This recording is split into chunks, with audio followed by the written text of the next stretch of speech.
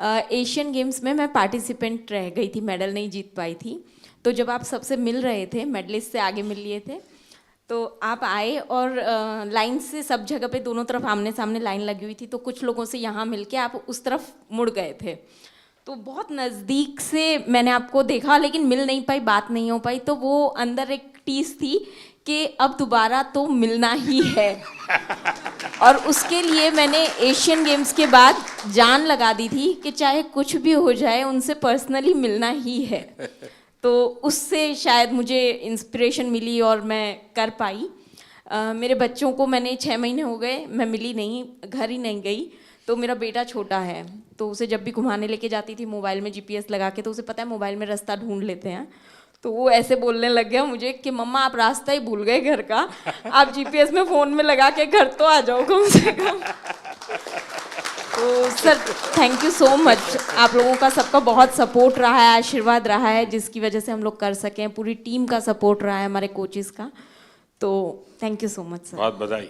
Sir मैं शरद कुमार हूँ, मेरा ये सेकंड मेडल रहा है, मैं 3rd टाइम पैरालंपिक्स किया। शरद और संदीप दोनों को भाषण करने के लिए बोलूँ तो कौन सबसे ज्यादा अच्छा करेगा? सर ये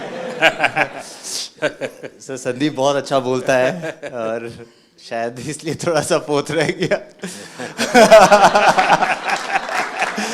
सर बट मैं एज एन एथलीट ये कहना चाहता हूँ कि जब से पैरा मूवमेंट स्टार्ट हुआ है मैं तब से जुड़ा हुआ इससे, और आज जिस लेवल पे सारे एथलीट्स हैं मुझे खुद प्राउड फीलिंग होता है इन सबको, जिस तरह सब जाते हैं, कोचेस, फिजियोथेरेपिस्ट, सब एक टीम। जब अब हम लोग बाहर जाते हैं तो इंडिया को अब ऐसे लोग देख रहे हैं कि ये पहले सोचते थे ये आगे आ सकते हैं, लेकिन अब पैरा में इन्होंने कैटेगराइज कर दिया कि इंडिया एक स्पोर्टिंग नेशन ऑलरेडी है।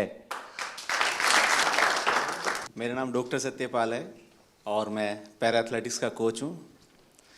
शायद ही यहाँ पे कोई कोच होगा जो मेरे से पहले पैरा एथलीट्स को ट्रेनिंग करा रहा होगा। मैंने 2005-06 में पैरा एथलीट्स को ट्रेनिंग कराना शुरू किया। तो जब कैसे विचार आया आपको ये? सर मैं नेहरू स्टेडियम में ट्रेनिंग कराने जाता था, तो 1-2 एथलीट्स वहाँ पे जिनकी लिम्ब डिफिशेंसी थी वो आते थे।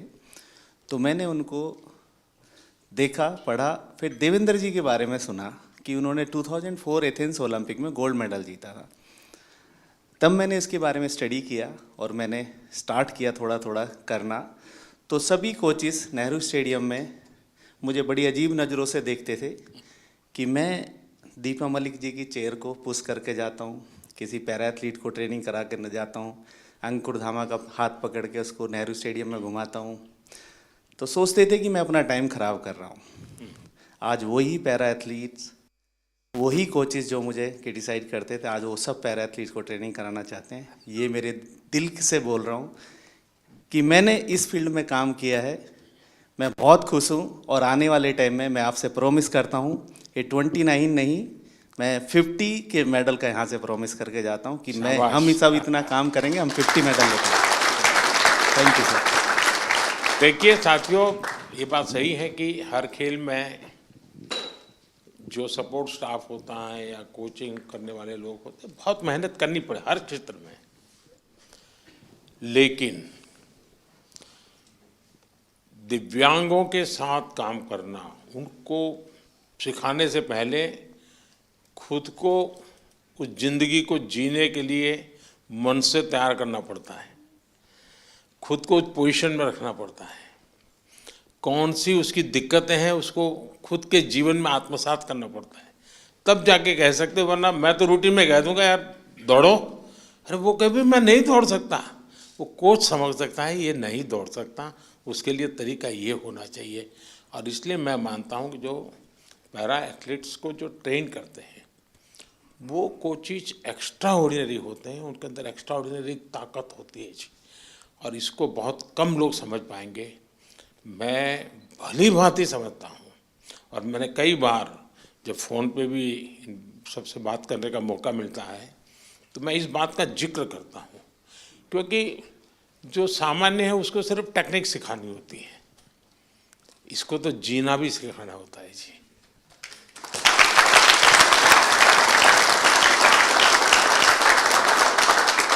इसलिए ये वाकई बहुत बड़ी साधना है जी, और इसलिए मैं तो मानता हूं कि आप जो साथी ये काम कर रहे हैं वो सबसे ज़्यादा अभिनंदन के अधिकारी हैं। सर अभी मैं इंटरनेशनल कंपटीशन में जाने का स्टार्ट करके 30 साल हो गया। इवन एथलीट एडमिनिस्ट्रेटर, हम एक टाइम में एक भी फ्लैग नहीं देखता था, अभी इंडिया का फ्लैग हम लोग को दिखने का स्टार्ट हो गया।